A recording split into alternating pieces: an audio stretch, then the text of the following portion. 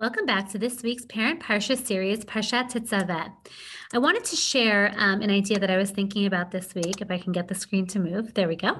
I wanted to share an idea that I was thinking about that kind of formed over the last few days in my head when I was thinking about this week's Parsha. And I would come back to it a few times. And every time I came back to it, I almost had like another idea that jumped into my head. And I was pondering, do any of these ideas come together, or are they just a random compilation of various thoughts I'm having in my head? And it's possible that they are just a random compilation of thoughts that I'm having in my head.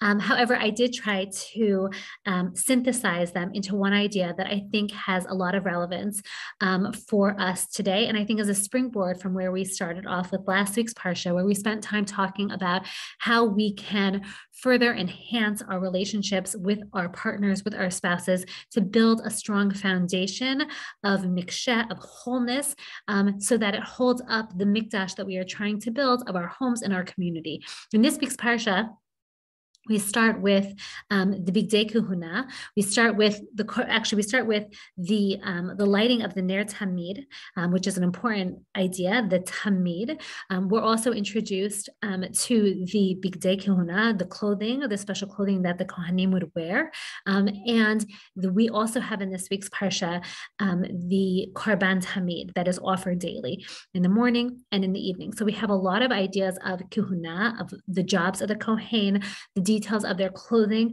and the fact that there are aspects of their ritual behavior that is tamid, that is consistent, that is always, that is in whatever that tamid looks like. So there's a discussion about whether or not the tamid means that it's burning the entire day, burning the entire time, or something that is actually just done day in and day out, right? The Korban Tamid is brought once in the morning and once in the evening. By comparison, let's say to the Tamid that is required of the bread on the Shulchan. So that Tamid has to stay there the entire period of time that is described, which is Shabbat. By comparison to, let's say, the Ner Tamid, where that Tamid, again, looks a little bit different in terms of the period of time that it's being described. But there is this idea of consistency, of continuity, that something exists on a very routine, ritualized, rote, prescribed behavior. And I think that that's an important idea that I want to hold on the one hand, and then switch gears for a second and introduce a second concept that I think is quite powerful in this week's Parsha. We know that the details are so real. It's almost as if you're reading the text, the image of the Bigdei Kahuna come alive in front of you. And if they don't come alive in front of you, thank God there's many books that actually went and kind of drew them out so that you would have a better sense of them. But one of the details about the clothing that the Kohen Gadol wore is that on the bottom of his robe was bells and pomegranates alternating. And when the Kohen Gadol would walk, the bells and pomegranates would ring. And there's a lot of discussion what was the purpose of this.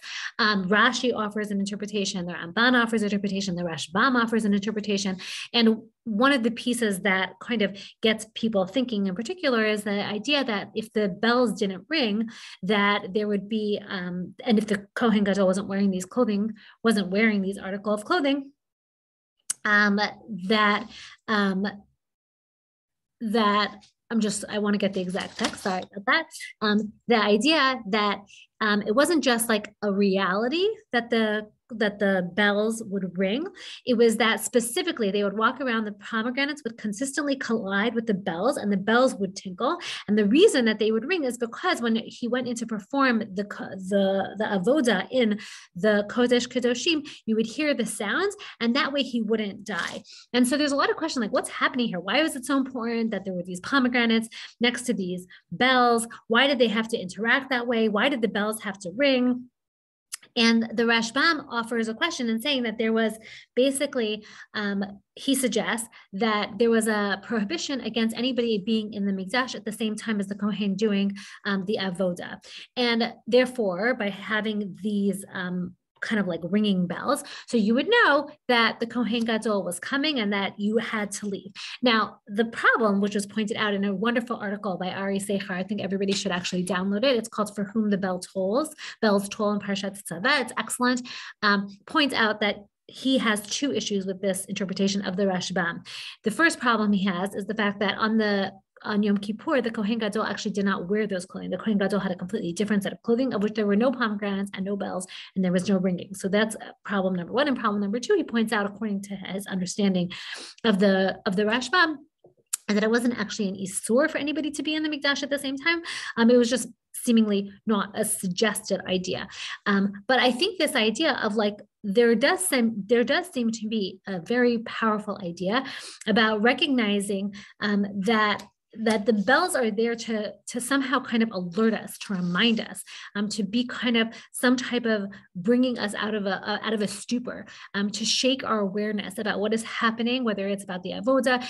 Ari Seichar tends to point out that the idea of the bells is actually more of like an internal alarm bell for Aaron HaKohen about the fact that he has to do this job. And he also points out, going back to this idea of Tamid, that Aharon later in Sefer Bamidbar, I think it talks about the fact that there's a question asked about why is it, I think it's the Maharal who he cites there, that it makes mention of the fact that Aharon lit the menorah in a very specific way as Hashem had commanded. Like obviously he did it as Hashem had commanded. And the Maharal points out there, and the Maharal or the Malbim points out that it's not so pashut. He's been doing this day in and day out for many years. And the point of telling it is that he did exactly how it was prescribed. He never deviated. He did exactly how he was supposed to do it, day in and day out. But he also did it with the same amount of excitement and fervor and connection to the avoda that he was given. It was very important to him. And he never lost excitement about that mitzvah that he was given. And the bells were actually this way for him to kind of wake himself up, to make sure that he was present in the moment and able to kind of attach himself to the avoda and the spirituality that he wanted to come to the table with when he was doing this avoda that was day in and day out. And thinking about this idea of like bells being an alarm system for Aaron HaKohen, any of the Kohanim, about the importance of the work that you're doing, that sometimes when we have something that is by rote, that there's a tendency maybe to not put a lot of stock into it. And here, the Torah is telling us such an important concept, and it's an important parenting concept, and it's an important Torah concept, which is the things that we do day in and day out are actually the most important pivotal aspects of our connection and our avoda to Hashem and to the people that are around us in general. Rabbi Amital is very famous for talking about two aspects that he viewed as central to a person's connection to Judaism as two like pivotal like theme messages. One is the story of the Benot Tzlaf, where he talks about this idea of the importance, whether or not you're going to be able to make an impact of a change in the halacha or not, the ability to take in what somebody is going through with a degree of empathy and a degree of sincerity and a degree of sensitivity, and to take it in, to hear it, and to try to connect to that. And at the same time, the second piece that he holds, and he describes it in his article about Mitzvah, that you should have in your pockets like these two psukim. One is the story of the Benot Tzlaf, and the other one is the Korban Tamid. The idea that our connection to Torah, our connection to Judaism, our connection to Hashem is the things we do day in and day out. But in Parsha Tetzaveh, we're reminded, because in between the story, or in between the telling us about the Ner Tamid and the Korban Tamid, is the story of the Bigdei Kehuna with the importance of these bells. That while you're doing something consistently, day in and day out, don't let it become something that is consistent and flat and boring and not spiritual and not connected. Connect to it. If you have to create tools for yourself to wake yourself up because you know that it's hard, because you know that you become accustomed to it, because you know that you've just, you're davening over and over and over again. It's losing meaning, it's losing intensity, it's losing spirituality. Figure out, how do I reconnect? How do I take the thing that is rote, that is important to be rote? It's the routine, it's the regular, it's the day in and day out devotion that is so powerful and so important. That important routine, the morning, the afternoon, it's the thing that holds us. But how do we also create spirituality within that? And with that idea, I kind of want to think about this idea that amongst many common parenting, important parenting values that people who do a lot of parenting work will talk about is this idea of consistency, and not just from a discipline perspective. People talk about this consistency from a discipline perspective in terms of like, if you want to create a certain degree of expectations, which are so important for kids to have. It's important for kids to feel like there are expectations for them that are realistic, that are loving and kind, but hold them to a certain standard. At the same time, you also want to feel like it's consistent. They know what they're expected of them. And the minute that consistency falls off, either in either direction, either it's like something that you decided you didn't care about for many, many, many days, and then all of a sudden you blow up because you're having a bad day, which happens to all of us, or because you've changed your mind and not told everybody that like, oh, hey, now this is actually bothering me.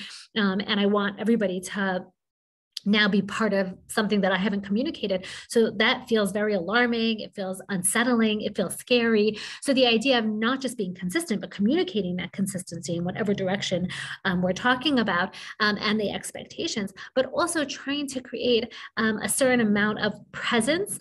Again, thinking about it a little bit differently from in terms of the fervor, but more just the thoughtfulness, and also trying to create consistency and meaning within the consistency. So consistency in terms of discipline, but also consistency in terms of the experiences that we have with our children and the moments that we have with our children. And being intentional. Sometimes we think to ourselves, it's the big grand moments. I can just tell you, like personally, sometimes my kids will say, "Oh, we never went there," and I'm thinking to myself, "Are you kidding me? Like, we schlepped, we got on a plane, we went here, we did all this," and they have no memory of it. And then they're like, "Oh, do you remember when we were sitting around the table and you said this?" And I'm like, "That's right. Those are the moments that they're remembering. It's not the big, it's not the grand. It's the regular, present, thoughtful moments that are attainable for all of us. They're attainable for all of us who just take a moment and say, okay, how can I be a present, consistent parent in my child or grandchild's life in this moment and in this time?" The idea of reading a book with a child before bed. Okay, fine. There's literacy, blah, blah, blah. Okay, fine. I'm not knocking it. I think it's important. I think it's wonderful. But I also think about it from the perspective that like not all kids need to be read to, but all kids need a moment to feel connected to their parent. For some people, the best time to do that is before bed. For another kid, it's not at that time. Another kid, it's pickup. Another kid, it's actually trying to figure out a time in your day or in your week. Sometimes it's not about a day. Sometimes it's in the concept of a week. People have busy days and people have busy weeks. It's about making that child feel like their parent sees them, their parent hears them, their parent knows what's going on with them. It's it's a day in and day out parenting moment where we feel like we're connecting with our child, but our child also feels like we're connecting with them. And so I don't think, again, don't go lofty, just go small. And I also think it's important to think about it as each individual child. And I know that that is actually extraordinarily hard. There are going to be moments where we are engaging Korban Tamid moments, that daily behaviors as a collective, because maybe you have one, maybe you have two, maybe you have three, maybe you have more, whatever it is, whatever your family dynamic looks like. Sometimes it's a collective group. And so we're having a collective moment.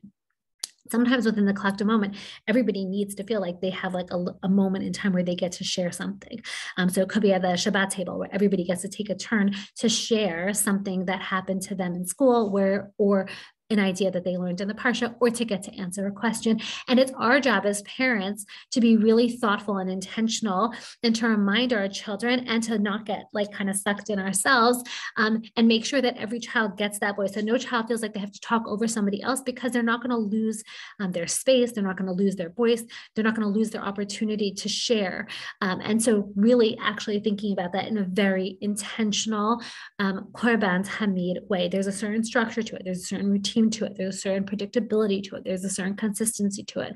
But then I think there's also this idea that like, so we have the collective, we have the individual within the collective. And then I think we just have this idea of like an individual.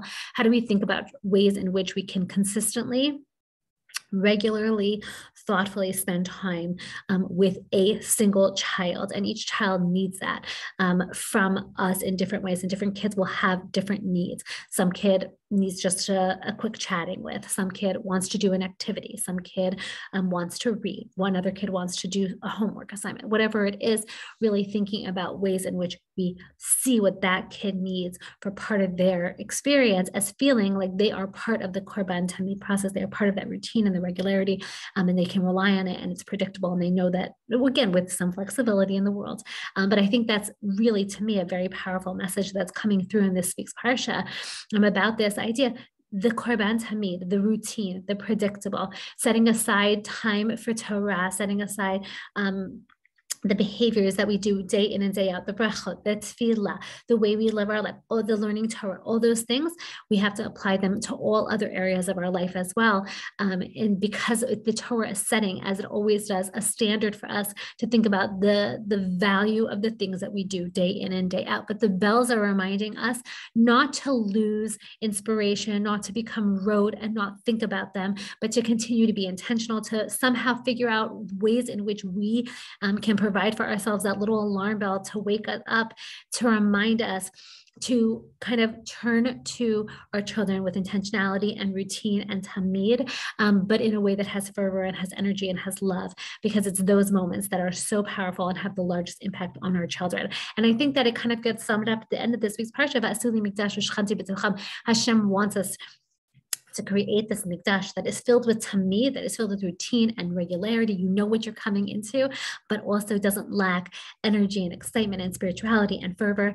And as we are thinking about last week's parsha, where we talked about the foundation pieces of miksheh and relationships and values and really creating this source, we're taking it into this week's parsha of now thinking about the ways in which we could take that strong unified source, and we can continue to build a mikdash, and we can continue to build a mikdash that is filled with structure and containment and loving and intentionality and routine and regularity and predictability, because these are all such important values that our children thrive off of and they need in order to feel loved and cared about and secure and be able to actually be independent, that ability to feel connected, and yet have a secure attachment, that they can also explore the world, knowing that there is somebody at home that is always tamid, that is routine, that is regular, that is available to them to have an excited, consistent, intentional, connected moment with them.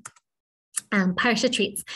Okay. Bell peppers. Hello, people. It took me a second. I was like kind of like struggling with it. And then I kept typing in like bell ideas, and peppers kept coming up. I'm like, what's with the peppers? And I'm like, oh, right. Bell peppers. Hello. So I think you could do like a bell pepper salad. We never do I often don't always do like non-dessert things, but like, why not? There's a chocolate cake with pomegranates, because pomegranates and bells and pomegranates, and pomegranate chocolate chip cookies. I like pomegranates. Not everybody does like pomegranates. I actually do think that I am going to do like a pomegranate glazed like marinade for my London broil. And I haven't figured out what the challah is going to look like, but I feel like it has to be something bell, something pomegranate. So I encourage people to get creative and have fun with it. And I look forward to seeing what you do and seeing all the fun, exciting, and creative ideas. Everybody should have a wonderful week and a great Shabbat.